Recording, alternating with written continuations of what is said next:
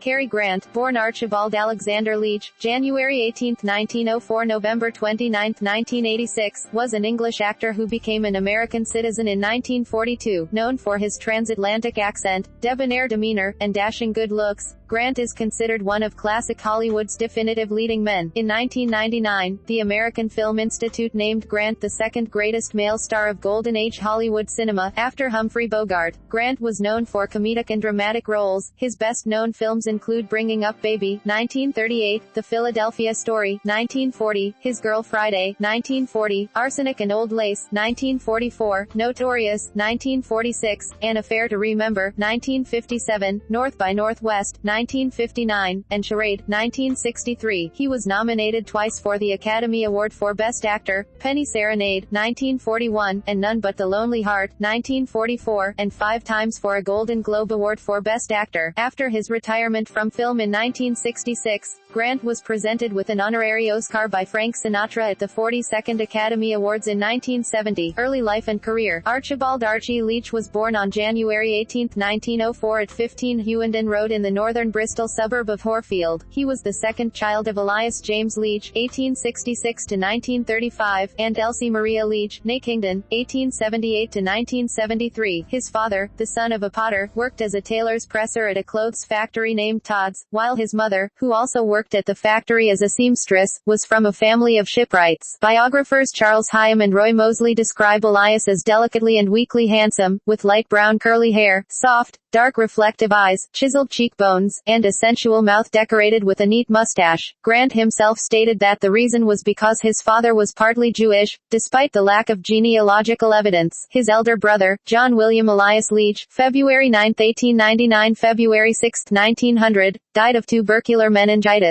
He had such a traumatic childhood, it was horrible. I work with a lot of kids on the street and I've heard a lot of stories about what happens when a family breaks down, but his was just horrendous, and he never really dealt with those things. He tried to. That's the reason he tried LSD. He thought it was a gateway to God. Grant's wife Diane Cannon on his childhood. Archie had an unhappy upbringing. His father was an alcoholic, and his mother suffered from clinical depression. Hyam and Mosley claim that Archie grew up resenting his mother, and described her as a cruel and despotic human being. They believe that her hostility was triggered by the fact that she had lost an earlier child, and that Archie was taking his place. She would prevent Archie from being given pocket money at the least little mishap, whether it was scratching a table or misplacing a cushion. Grant later noted that he was kept in infant's clothing much longer than usual, and that for a period he wasn't sure whether I was a boy or a girl. Due to his father's alcoholism, he had a poor reputation locally, and the family moved house twice before Archie was 5 years of age, both in the nearby Bristol suburb of Bishopston. To escape his parents, he spent much time in the company of his paternal uncle John, Jack, and illiterate grandmother Elizabeth at Picton Street. His father later placed his mother in Glenside Hospital, a mental institution, and told the 9-year-old that she had gone away on a long holiday, later declaring that she had died. When Archie was 10, his father remarried and started a new family that did not include young Archibald. Archie did not learn his mother had not died until he was 31, when his father confessed to the lie, shortly before his own death, and told Leach that he could find her alive in a care facility. Archie made arrangements for his mother to leave the institution in June 1935, shortly after he found out about her whereabouts. Archie enrolled at Bishop Road Primary School at the age of 4.5. Due to alienation from his parents, he was socially inept as a child, with a nervous disposition. He enjoyed the theater, particularly pantomimes at Christmas, which he would attend with his father. Elias frequently flirted with the showgirls backstage, and at the age of 6.5, Archie befriended a troupe of acrobatic dancers, known as the Penders or the Bob Pender Stage Troupe, and began performing with them. One of the dancers, Robert Lomas, whom he would later closely resemble, became an early role model for him. Elias noticed that the two shared a bond, and when his father left and remarried, he placed him in the full-time care of Lomas and the troupe. Lomas nurtured him as a performer, despite him being underage. Archie began touring with the troupe from the age of 6. One 2-week stint at the Winter Garden in Berlin had a profound impact on young Archie, and he subsequently subsequently trained as a stilt walker for the troupe. In his first year with the troupe, he performed in the Jack and the Beanstalk Christmas pantomime at Drury Lane's Theatre Royal, donning a bird mask and appearing as a stork. On March 5, 1911, Archie sailed to New York on the Lusitania with the Pender troupe. They performed for several weeks on 46th Street. In one 9-minute segment of a 3-hour show at the Folliesburg Air Theatre, the first dinner theater in the United States, they performed in front of the likes of Diamond Jim Brady, Lillian Russell and the Mellon, Rockefeller and Vanderbilt families. The show eventually began to lose money, and the troupe received negative press for their vulgarity, leaving Archie feeling disappointed. Upon his return to England in the September, he developed a love of comedy, attending shows by the likes of John Bunny and Mabel Normand on Saturdays evenings in London. In January 1914, his father took him to see Fanny Brice appear in the revue Hello, Ragtime at the Prince's Theatre. The same year, he won a scholarship to attend Fairfield Grammar School in Bristol, his father barely scraping together enough money to pay for his uniform. He started at the school on September 2, 1915, and with his good looks and acrobatic talents he became a popular figure among both girls and boys, who affectionately referred to him as Gussie. Though he was able at most academic subjects and excelled at sports, particularly fives, similar to squash but with gloves, he developed a reputation for mischief, and frequently refused to do his homework. His evenings were spent working backstage in the Bristolian theaters, and in 1917 he was responsible for the lighting for the magician David Devant at the Hippodrome. A mishap occurred during the Magic Mirror segment of the show in which Archie revealed a girl hiding by misplaced lighting, which led to him being fired. In March 1918, Archie was expelled from Fairfield. Several explanations were given, from him being found in the girls' lavatory to being found guilty of theft, along with 2 other classmates, in the nearby town of Almondsbury. Hyam and Moseley believe that the real reason was that he stole a valise full of paints, which is self-referenced for good humor in The Bachelor and the Bobby Soxer. Without school to attend, Archie rejoined the Pender troupe, giving nightly performances at the Norwich Hippodrome from May 13 to May 18, 1918, and then the Ipswich Hippodrome for 2 days until May 25. During that summer the troupe performed in Aldershot and toured northern England and southern Scotland, including Aberdeen and Dundee, before returning to Bristol in the September. At Christmas he appeared in the pantomime of Babes in the Wood at Edinburgh's Prince's Theatre. At age 16, in 1920, he travelled with the group on a 2-year tour of the United States.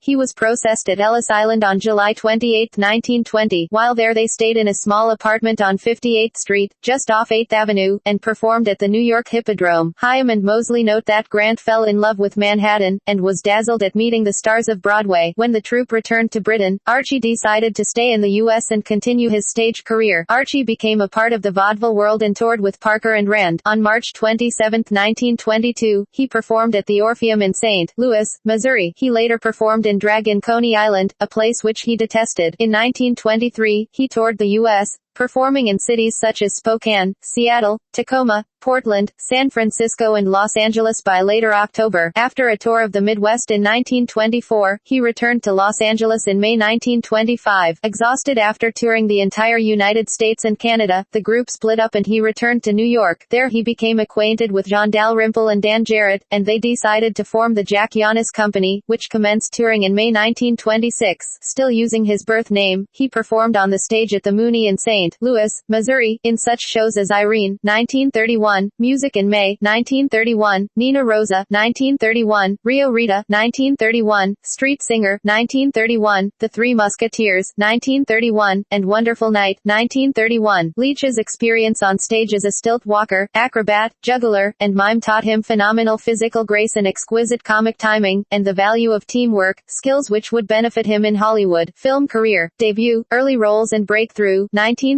to 1936. Leach's role in songwriter and theater producer William B. Fred Landers' play Nicky, 1931, where he starred opposite actress Fay Wray as a soldier named Cary Lockwood, was praised by Ed Sullivan of the New York Daily News, who noted that the young lad from England had a big future in the movies. This review got him an uncredited role as a sailor in Singapore Sue, 1932, a 10-minute short film by Casey Robinson. Leach filmed his portions for the short in a day. Through Casey Robinson, Leach met up with Jesse L. Lasker Kowalski and B. P. Schulberg, the co-founder and general manager of Paramount Pictures respectively, after a successful screen test directed by Marion Gearing, whom Leach would later work with in Devil and the Deep, 1932, and Madame Butterfly, 1932. Schulberg signed up Leach at a starting salary of $450 a week. Schulberg also requested Leach to change his name to something that sounded more all-American like Gary Cooper. While having dinner with Fay Wray, she asked Leach to choose the name Cary Lockwood, the name of his character in Nicky. Schulberg decided the name Cary was acceptable, but was less satisfied with Lockwood as it was too similar to another actor's surname. Schulberg gave Leach a list of surnames compiled by Paramount's publicity department to choose from, and Leach chose Grant, which Schulberg liked. Cary Grant made his feature film debut with Frank Tuttle's adaptation of playwright Avery Hopwood 1925 comedy Naughty Cinderella, This Is the Night, 1932, opposite Thelma Todd and Lily Damita, who played his wife and love interest respectively. Grant disliked his role, believing that a man accepting the unfaithfulness of his wife so calmly was unbelievable. After seeing the film, he decided to quit Hollywood. However, his friend Ori Kelly talked him out of it. Grant's performance in the film was praised by critics, much to the actor's surprise, with a critic from Variety describing it as striking and noted that he looks like a potential femme rave. Mordaunt Hall of the New York Times believed Grant to be efficient as the stalwart Stepan. Grant then appeared opposite Carole Lombard in Sinners in the Sunday, 1932, as a sophisticated man about town named Ridgway, a role which he felt was more suited to his acting style. The film was poorly received by critics, with Variety calling it a very weak picture with an unimpressive future before it. Grant later featured in 5 more films in 1932: Blonde Venus opposite Marlene Dietrich, Merrily We Go to Hell opposite Frederick March and Sylvia Sidney, Devil and the Deep opposite Gary Cooper, Charles Laughton and Tallulah Bankhead, Hot Saturday opposite Nancy Carroll and Randolph Scott, and Madame Butterfly opposite Sidney. According to biographer Mark Elliott, while these films didn't make Grant a star, they did well enough to establish him as one of Hollywood's new crop of fast-rising actors. In 1933, Grant garnered attention for appearing in the pre-code films She Done Him Wrong and I'm No Angel opposite Mae West. According to biographer Jerry Vermeely, West had asked one of Paramount's office boys about Grant, to which the boy replied, "Oh, that's Cary Grant. He's making Madame Butterfly with Sylvia Sidney." West then retorted, "I don't care if he's making Little Nell. If he can talk, I'll take him." Andre Senwald of the New York Times found Grant's performance in She Done Him Wrong to be commendable, while Dave Kerr of the Chicago Reader described him as a callow young actor. The film is placed at 75 in AFI's 100 Years, 100 Laughs list, while West's line "Why don't you come up sometime and see me" was voted number 26 in AFI's 100 Years, 100 Movie Quotes. She Done Him Wrong was nominated in the Best Picture category but lost to Cavalcade, 1933, for I'm No Angel. Grant's salary was increased from $450 to $750 a week. The film was even more successful than She Done Him Wrong, and Vermeely noted that it became one of the best comedy films of the 1930s. These 2 films saved Paramount from bankruptcy. Paramount then put Grant in a series of less successful films until 1935, when he was loaned to RKO Pictures. He starred in his first venture with RKO, Sylvia Scarlett, 1935, opposite Katharine Hepburn, thereby marking his first collaboration with her. The pair would later on feature in Bringing Up Baby, 1938, Holiday, 1938, and The Philadelphia Story, 1940. Despite the film being a commercial failure, Grant's performance was praised by critics, with Variety noting that he practically steals the picture. His performance in the film led him to sign joint contracts with RKO and Columbia Pictures, enabling him to choose the stories to which he felt suited his acting style. Hollywood Stardom, 1937 to 1963. Grant's first major comedy hit was when he was loaned to Hal Roach's studio for Topper, 1937, a screwball comedy film distributed by MGM. Grant became a naturalized United States citizen on June 26, 1942, at which time he also legally changed his name from Archibald Alexander Leach to Cary Grant. The Awful Truth, 1937, was the breakthrough role of Grant's career, which established for him a screen persona as a sophisticated light comedy leading man in screwball comedies. As Grant later wrote, "I pretended to be somebody I wanted to be and I finally became that person, or he became me, or we met at some point." Grant is said to have based his characterization in The Awful Truth on the mannerisms and intonations of the film's director, Leo McCarey, whom he resembled physically. family. The Awful Truth began what The Atlantic later called the most spectacular run ever for an actor in American pictures. During the next 4 years, Grant appeared in several classic romantic comedies and screwball comedies, including Holiday, 1938, and Bringing Up Baby, 1938, both opposite Katharine Hepburn, The Philadelphia Story, 1940, with Hepburn and James Stewart, His Girl Friday, 1940, with Rosalind Russell, and My Favorite Wife, 1940, which reunited him with Irene Dunne, his co-star in The Awful Truth. During this time, he also made the adventure films Gunja Din, 1939, with Douglas Fairbanks, Jr. and Only Angels Have Wings, 1939, with John Arthur and Rita Hayworth, and dramas Penny Serenade, 1941, with Dunne, and Suspicion, 1941, the first of Grant's 4 collaborations with Alfred Hitchcock. Besides Suspicion, Grant appeared in the Hitchcock classics Notorious, 1946, To Catch a Thief, 1955, and North by Northwest, 1959. Grant was a favorite of Hitchcock, who called him the only actor I ever loved in my whole life. In 1952, he appeared in Monkey Business co-starring with Ginger Rogers and Marilyn Monroe. In the mid-1950s,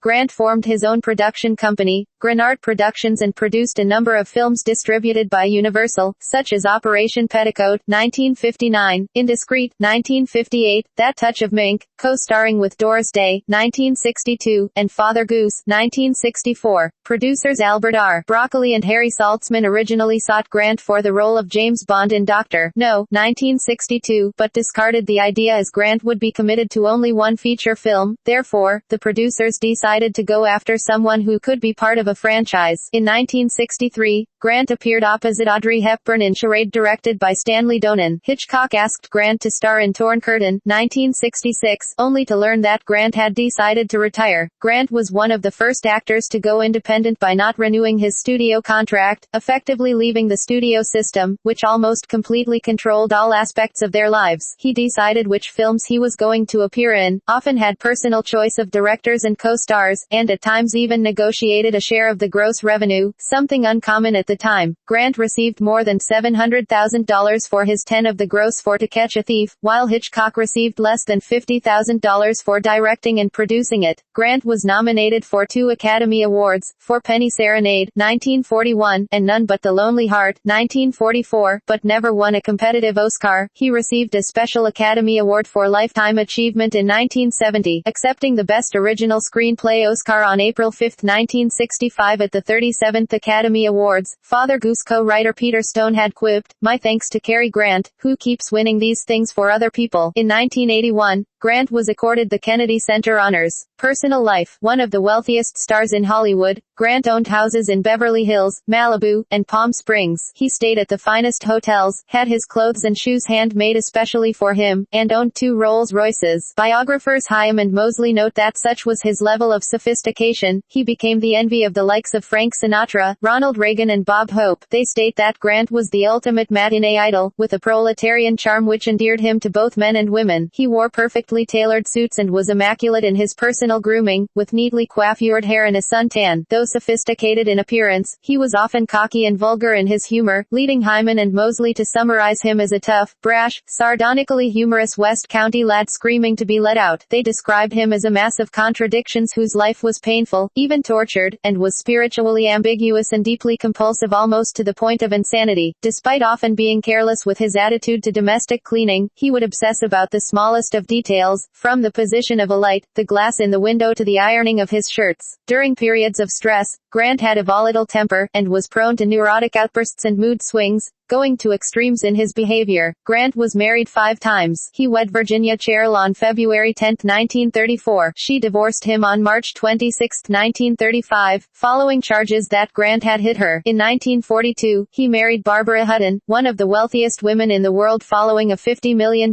inheritance from her grandfather, Frank Winfield Woolworth. The couple was derisively nicknamed Cash and Cary, although in an extensive prenuptial agreement Grant refused any financial settlement in the event of a divorce. After divorcing in 1945, they remained the fondest of friends. Grant always bristled at the accusation that he married for money. "I may not have married for very sound reasons, but money was never one of them." On December 25, 1949, Grant married Betsy Drake. He appeared with her in 2 films. This would prove to be his longest marriage, ending on August 14, 1962. He eloped with Diane Cannon on July 22, 1965, in Las Vegas. Their daughter, Jennifer Grant, was born on February 26, 1966. Jennifer is also his only child all his life. He frequently called Jennifer his best production. Grant and Cannon divorced in March 1968. On April 11, 1981, Grant married Barbara Harris, a British hotel public relations agent who was 47 years his junior. Hyam and Mosley claim that Grant's resentment of his mother took its toll on his treatment of women in his relationships, and he could be physically as well as verbally abusive. Some, including Hedda Hopper, and screenwriter Arthur Lawrence, claimed Grant was bisexual. Grant was allegedly involved with costume designer Ori Kelly when he first moved to Manhattan, and lived with actor Randolph Scott off and on for 12 years. Richard Blackwell wrote that Grant and Scott were deeply, madly in love. Scotty Bowers alleged in his memoir, Full Service, 2012, that he had been intimately involved with both Grant and Scott. William McBrien, in his biography Cole Porter, says that Porter and Grant frequented the same upscale house of male prostitution in Harlem, run by Clint Moore and popular with celebrities.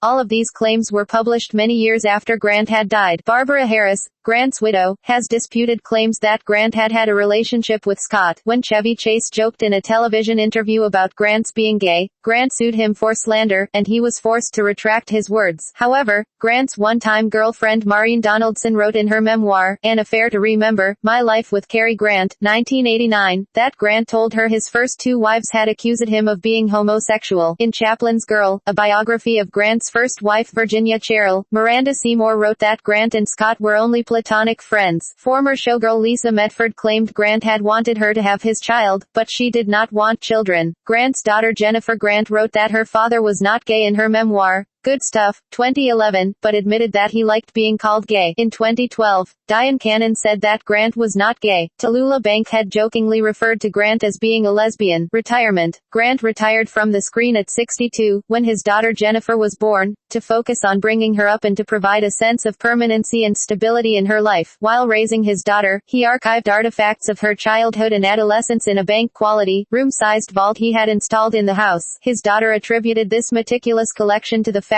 that artifacts of his own childhood had been destroyed during the Luftwaffe's bombing of Bristol in the Second World War, an event that also claimed the lives of his uncle, aunt, cousin, and the cousin's husband and grandson, and he may have wanted to prevent her from experiencing a similar loss. Although Grant had retired from the screen, he remained active. He accepted a position on the board of directors at Fabergé. By all accounts, this position was not honorary, as some had assumed. Grant regularly attended meetings and traveled internationally to support them. The position also permitted use of a private plane, which Grant could use to fly to see his daughter wherever her mother, Diane Cannon, was working. He later joined the boards of Hollywood Park, the Academy of Magical Arts, the Magic Castle, Hollywood, California, Western Airlines, acquired by Delta Airlines in 1987, and MGM. Grant expressed no interest in making a career comeback. He was in good health until almost the end of his life, when he suffered a mild stroke in October 1984. In the last few years of his life, Grant undertook tours of the United States in a one-man show, A Conversation with Cary Grant, in which he would show clips from his films and answer audience questions. Death. Grant was at the Adler Theater in Davenport, Iowa, on the afternoon of November 29, 1986, preparing for his performance when he suffered of a cerebral hemorrhage. He died at 11:22 p.m. in St. Luke's Hospital, at age 82. He was cremated and his ashes scattered. The bulk of his estate, worth millions of dollars, went to his wife Barbara Harris and his daughter Jennifer Grant. Legacy. Film critic David Thompson referred to Grant as the best and most important actor in the history of the cinema, while the film critic Richard Schickel said that he's the best star actor there ever was in the movies. Howard Hawks concurred, remarking that Grant's so far the best that there isn't anybody